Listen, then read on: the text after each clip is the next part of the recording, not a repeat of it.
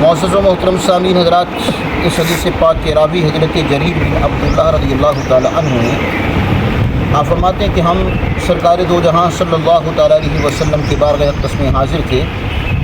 سرکار دو جہاں صلی اللہ علیہ وسلم نے قمر تمام کی طرف دیکھا اور سرکار نے فرمایا کہ صحابہ ان قریب تم اپنے رب کو یوں دیکھو گے جس طرح اس 14ویں کے رات کے چاند کو دیکھ رہے ہو۔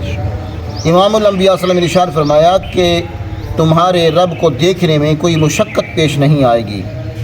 فرمایا کہ اگر تم طاقت رکھتے ہو تو سورج کے طلوع ہونے سے پہلے اور غروب ہونے سے پہلے کی نماز پر مغلوب نہ ہو، تم ایسا کر لو۔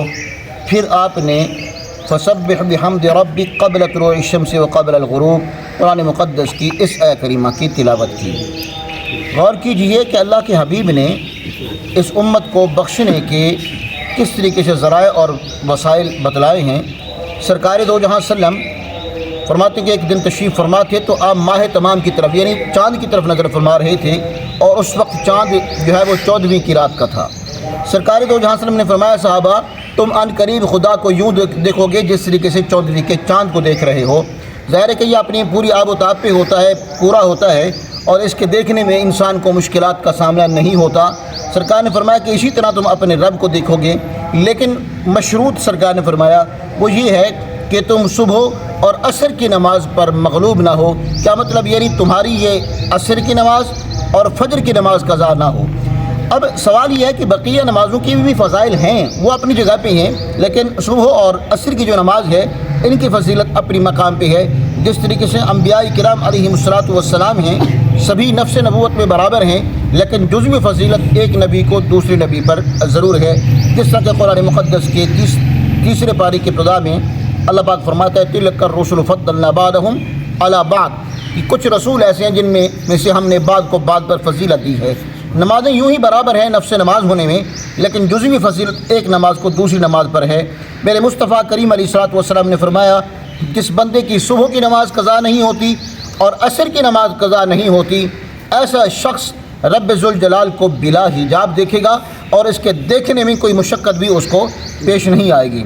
تو لہذا نتیجہ یہ نکلا کہ انسان کوشش کرے کہ صبح کی نماز، چونکہ صبح کو اٹھنا بھی انسان کے لیے بہت مشکل ہے، جب ٹھنڈی اور میٹھی ہوا چل رہی ہوتی ہے، آنکھوں پہ نیند کا غلبہ ہوتا ہے، اور اس وقت جب انسان اس نیند کو قربان کرتا ہے نماز کے اوپر، پھر اللہ کے تبارک و تعالیٰ کی رضا کے لیے، پھر اللہ رب العزت انسان کو جو ہے وہ ثمر دیتا ہے۔ یوں ہی نماز عصر ہے، انسان کاروبار اس وقت بند کر رہا ہوتا ہے، اور اس وقت بھی اس نماز کو پڑھنا انسان کے لیے مشکل ہوتا ہے، لیکن جب اس مشکلات کو قربان کرتا ہے تو پھر اللہ پاک جو ہے وہ فضیلت دیتا ہے۔ دوسری وجہ یہ بیان کی ہے محدثین نے، آپ فرماتے ہیں کہ جب صبح کی نماز کا وقت ہوتا ہے اس وقت بھی رات کے فرشتے جا رہے ہوتے ہیں، صبح کے فرشتے آ رہے ہوتے ہیں۔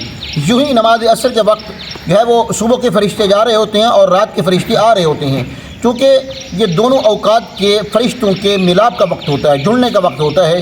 اسی لیے فرمایا کہ جب انسان ان نمازوں کو ادا کرتا ہے تو رب ذوالجلال اس بندے کو کل قیامت کے دن اپنی دیدار پرانوار سے سرفراز فرمائے گا۔ اب یہاں پر یہ بھی بات ذہن نشین فرما لیجئے کہ قرآن مقدس میں آتا ہے لا تدرکہ الابصار وہو یدرک الابصار، فرمایا کہ رب ذوالجلال کا ادراک دنیا میں کسی انسان کی آنکھ نہیں کر سکتی۔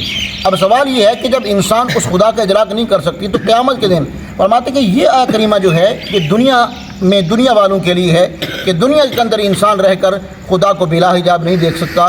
جہاں تک تعلق ہے اخروی زندگی کا، آخرت میں اس کے متعلق قرآن کی کسی آیت کریمہ میں جو ہے وہ مخفی نہیں ہے، بلکہ اس حوالے سے سورہ سجدہ کے اندر 21ویں پارے میں رب ذوالجلال نے ایک بالکل واضح طور پر ایک آیت مبارکہ میں ارشاد فرمایا ہے، فرمایا کہ جب کل قیامت کا دن ہوگا تو اللہ رب العزت کچھ لوگوں کو جنت میں داخل کی اجازت دے گا کہ تم جنت میں داخل ہو جاؤ، اور وہ جنت میں نہیں جائیں گے۔ عرض کریں گے کہ مالک ہم نے دنیا میں بستر راحت کو اس طرح ترک نہیں کیا تھا کہ تیری جنت میں جائیں، تو رب ذوالجلال فرمائے گا پھر تمہاری خواہش کیا ہے؟ جو خواہش کرو گے وہ تمہیں میسر ہوگا، ملے گا۔ تو عرض کریں گے کہ مالک ہماری خواہش چاہت یہ ہے کہ بلا حجاب تمہارا دیدار پرانوار کریں۔ رب ذوالجلال حجابات مرتفع کر دے گا اور بلا حجاب یہ خدا کو دیکھیں گے، خدا انہیں دیکھے گا۔ اور اسی کو اللہ رب العزت نے قرآن مقدس کی سورہ سجدہ کے اندر اشارہ فرمایا کہ ترى اعینہم، فرمایا کہ رب ذوالجلال ان کے لیے دنیا کے اندر ایک نعمت چھپا کے رکھی تھی جو کہ کل قیامت کے دن ان کے لیے اس نعمت عظمیٰ کو ظاہر کرے گا، اور وہ نعمت عظمیٰ کیا ہے؟ وہ رب ذوالجلال کا بلا حجاب دیدار ہے۔ تو لہذا کوشش کریں اور نماز عصر اور نماز جو ہے وہ فجر کو قضا کرنے کی کوشش نہ کریں۔ حد الامکان انسان خطا کا پتلا ہے، ہو جاتی ہے بس اوقات، لیکن جان بوجھ کر ایسی حرکت نہیں کرنی چاہیے۔ اور جہاں تک تعلق ہے بقیہ نمازوں کا، ان کو بھی قضا نہیں کرنی چاہیے، وہ بھی امت مسلمہ پہ فرض ہیں۔ تو لہذا کوشش کریں ان نمازوں پر جو ہے وہ مغلوب نہ ہوں، بلکہ ان پہ غلبہ حاصل کریں، قوت طاقت پیدا کریں کہ یہ نمازیں وقت پہ ادا کی جائیں۔ دعا ہے رب ذوالجلال ہم سب کو قرآن و حدیث کی صحیح فہم عطا فرمائے۔ آمین ثم آمین، وآخر دعوانا الحمد للہ رب العالمین۔